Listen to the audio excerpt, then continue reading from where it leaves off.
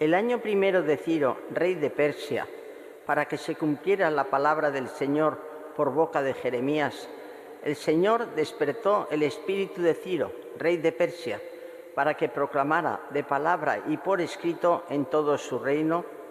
Esto dice Ciro, rey de Persia: el Señor Dios del cielo me ha dado todos los reinos de la tierra y me ha encargado que le edifique un templo en Jerusalén de Judá. El que de vosotros pertenezca a su pueblo, que su Dios sea con él, que suba a Jerusalén de Judá a reconstruir el templo del Señor Dios de Israel, el Dios que está en Jerusalén. Y a todos los que hayan quedado en el lugar donde vivan, que las personas del lugar en donde estén les ayuden con plata, oro, bienes y ganado, además de las ofrendas voluntarias para el templo de Dios que está en Jerusalén. Entonces los cabezas de familia de Judá y Benjamín, los sacerdotes y los levitas, y todos aquellos a quienes Dios había despertado el espíritu, se pusieron en marcha hacia Jerusalén para reconstruir el templo del Señor. Todos sus vecinos les ayudaron con toda clase de plata, oro, bienes, ganado y objetos preciosos, además de las ofrendas voluntarias. Palabra de Dios. Te alabamos, Señor. El Señor ha estado grande con nosotros. El Señor ha estado grande con nosotros. Cuando el Señor hizo volver a los cautivos de Sión, nos parecía soñar. La boca se nos llenaba de risas, la lengua de cantares. El Señor ha estado grande con nosotros. Hasta los gentiles decían: el Señor ha estado grande con ellos. El Señor ha estado grande con nosotros y estamos alegres. El Señor ha estado grande con nosotros. Recoge, Señor, a nuestros cautivos como los torrentes del Negev. Los que sembraban con lágrimas cosechan entre cantares. El Señor ha estado grande con nosotros. Al ir iba llorando, llevando la semilla. Al volver vuelve cantando, trayendo sus gavillas. El Señor ha estado grande con nosotros. Aleluya, aleluya, aleluya. Brille así vuestra luz ante los hombres, para que vean vuestras buenas obras y den gloria a vuestro Padre. Aleluya, Aleluya.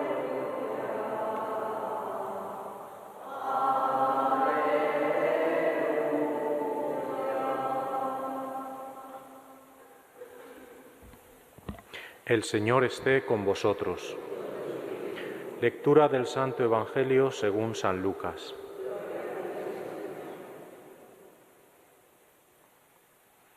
En aquel tiempo dijo Jesús al gentío: nadie que ha encendido una lámpara la tapa con una vasija o la mete debajo de la cama, sino que la pone en el candelero para que los que entren vean la luz. Pues nada hay oculto que no llegue a descubrirse, ni nada secreto que no llegue a saberse y hacerse público. Mirad, pues, cómo oís, pues al que tiene se le dará, y al que no tiene se le quitará hasta lo que cree tener. Palabra del Señor. Per Evangelica dicta deleantur nostra delicta.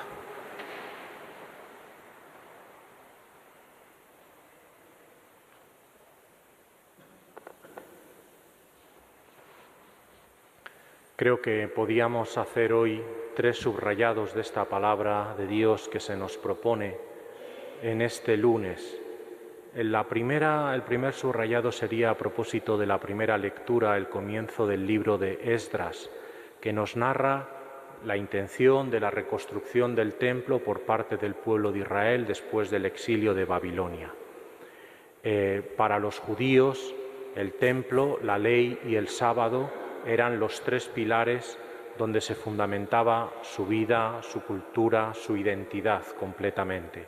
Y por lo tanto la reconstrucción del templo significaba una de las cuestiones fundamentales. Por eso piden ayuda a todos los que puedan para tratar de volver a reconstruir el templo, ¿no? Con todo tipo de, bueno, pues con oro, plata, todo lo que tuvieran, ¿no? Para poder llegar a hacer eso. ¿Esto qué nos puede sugerir a nosotros? Jesús también tiene una relación con el templo, algunas veces lo encontramos rezando en el templo, por lo tanto tiene también una relación con el templo significativa. Otras veces lo vemos a la puerta, ¿verdad?, con los mercaderes, disolviendo a los mercaderes del templo, porque habían convertido la casa de oración y la casa de su padre en una cueva de ladrones, por lo tanto denunciando el mal uso a veces del templo. Para nosotros hoy yo creo que la llamada es una llamada fundamentalmente a esta reconstrucción del templo, pero teniendo en cuenta que el templo de Dios es Jesucristo. Esa es la primera afirmación fundamental. El verdadero templo de Dios, donde se halla lo más sagrado de Dios, lo encontramos en la persona de Jesucristo. Allí está Dios verdaderamente y a Él podemos acudir nosotros, ¿verdad?, desde la oración, desde los sacramentos, desde la Eucaristía. Es lo fundamental. El templo de Dios es Jesucristo. Pero luego está muy bien que nosotros también tengamos iglesias y edifiquemos templos para poder alabar y dar culto a Dios.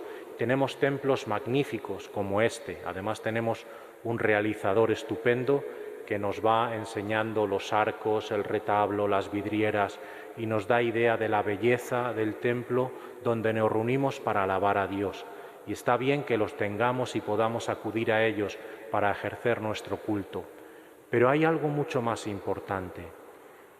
Templos de Dios somos también cada uno de nosotros. Y estamos llamados también a edificar este templo que somos cada uno de nosotros en una relación más directa con Dios, en una relación también de fraternidad con los demás, en una relación de cuidar nuestra propia vida espiritual, en una relación también de cuidar nuestro propio testimonio personal para edificar a los demás. Porque edificando cada uno de nosotros nuestro templo vivo, que son nuestras personas, también edificamos la Iglesia, que está construida de piedras vivas. Cada cristiano es una piedra viva.